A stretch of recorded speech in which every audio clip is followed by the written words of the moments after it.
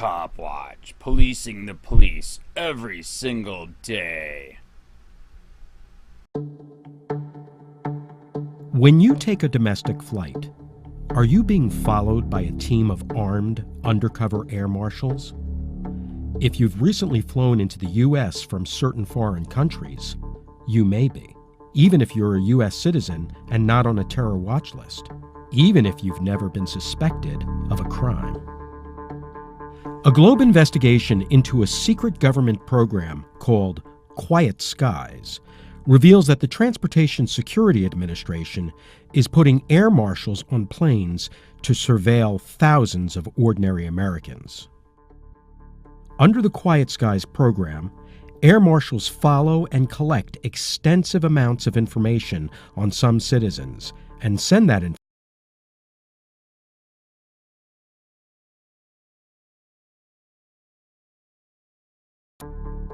Documents obtained by the Globe show that air marshals are following citizens on domestic flights to or from cities like Boston and Washington, D.C., New York, and Seattle.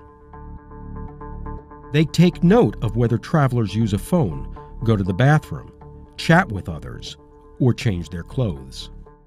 They report on whether passengers eat, fidget, or have what they call a cold, penetrating stare. While air marshals typically have assisted the FBI and surveilled people on a terrorist watch list, Quiet Skies casts a wider net. Sources told the Globe that surveillance targets have included flight attendants on duty, a young business executive, and, in at least one case, another federal law enforcement officer. Anyone who flies into the U.S. is pre-screened for the program. Documents show about 30 people on domestic flights are monitored each day. Thousands have been surveilled. The program has little external oversight. Critics and some air marshals say it may be unconstitutional. And travelers are not notified if they're being monitored by a team of air marshals. So, are you being surveilled? The next time you take a domestic flight, you just might be.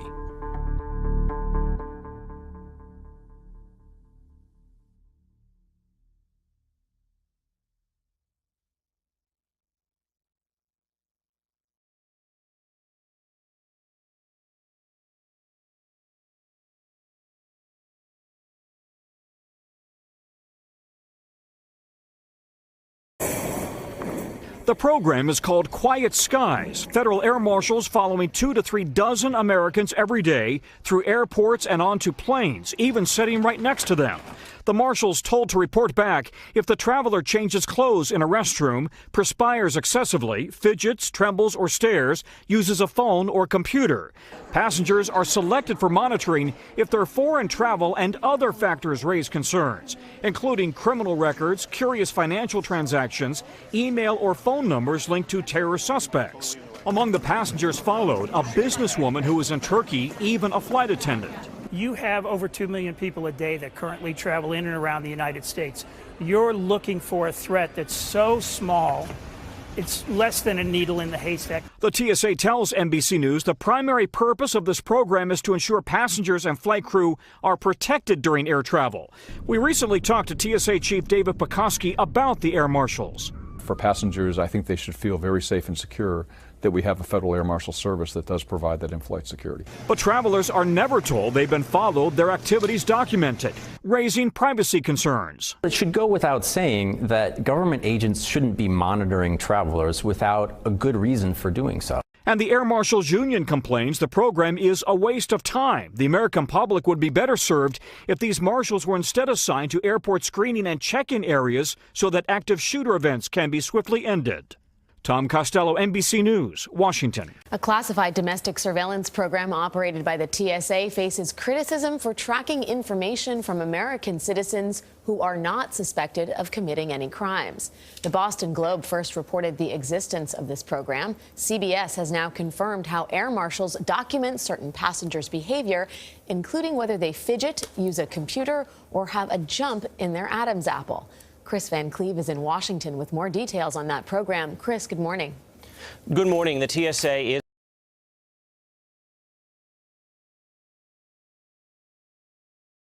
a computer algorithm to spot flyers whose recent travel activities align with things like visits to certain terror hotspots, known terror threats, or people who are on watch lists, actions that may raise red flags. Travelers identified by the computer are then analyzed and vetted by a human team. If there are what sources described as justifiable concerns, that flyer may be surveilled by federal air marshals. That can include being followed at airports and on flights and having their behavior monitored and noted for suspicious activity. It does not include electronic surveillance. It is a program that some air marshals have been highly critical of.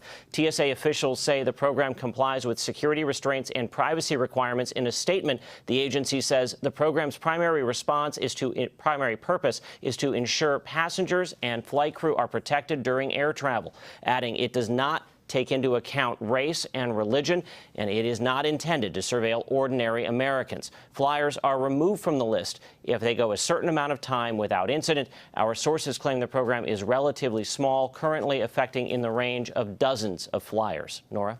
All right, Chris, thank you. The bottom line is that federal air marshals will be following passengers through airports onto planes. Americans who may have no idea that they're being followed, but because of their travel histories and a couple of other factors, they have tripped an alert with the TSA, and civil libertarians have real concerns. Internal TSA documents suggest it happens 40 to 50 times a day. Armed undercover air marshals tracking and surveilling everyday passengers through airports, even on board domestic flights all across the country. Passengers who have no criminal history and are not on any terror watch list, but have still raised red flags, with air marshals watching their every move, even sitting next to them on board.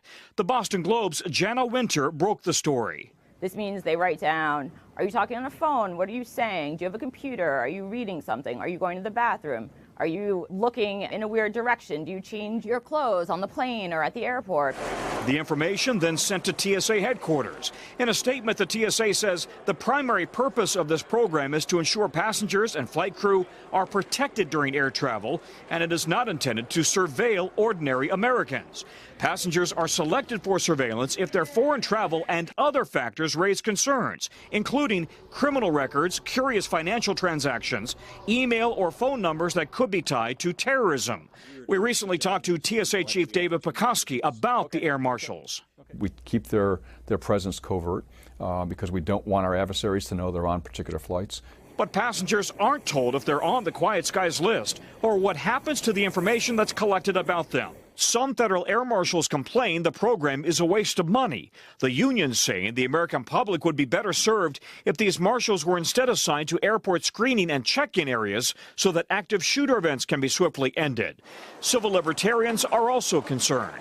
Well, it should go without saying that government agents shouldn't be monitoring travelers without a good reason for doing so. Tom, do you have any idea how long somebody who would be on this list might stay on that list? Yeah, and by the way, I misspoke. Quiet Skies is the name of the program, not Open Skies. The TSA says you can be on that list for up to 3 months after returning from an overseas destination.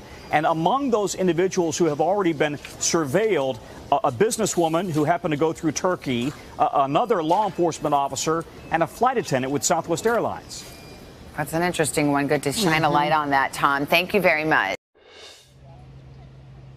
The secret is out on a surveillance program that targets airline passengers. More on this now from Chris Van Cleve. Federal air marshals are trained to protect an airliner from a terrorist as simulated in this video. But for the first time, we're learning about another use of the Air Marshals program, providing surveillance of some travelers. It's called Quiet Skies, a TSA program started in 2010 that was expanded just last March. Quiet Skies, as first reported by the Boston Globe, identifies travelers, including American citizens, that could pose a threat but may not have been accused of a crime and are not on the no-fly list. Undercover air marshals follow those passengers at airports and on flights, taking note of behavior like excessive fidgeting or perspiration or having a cold, penetrating stare. Sources say the marshals observe up to 50 travelers a day on domestic flights. If no suspicious behavior is discovered, people are removed from the program within 90 days. There is no electronic surveillance like wiretaps. John Pistol was the TSA administrator when Quiet Skies launched.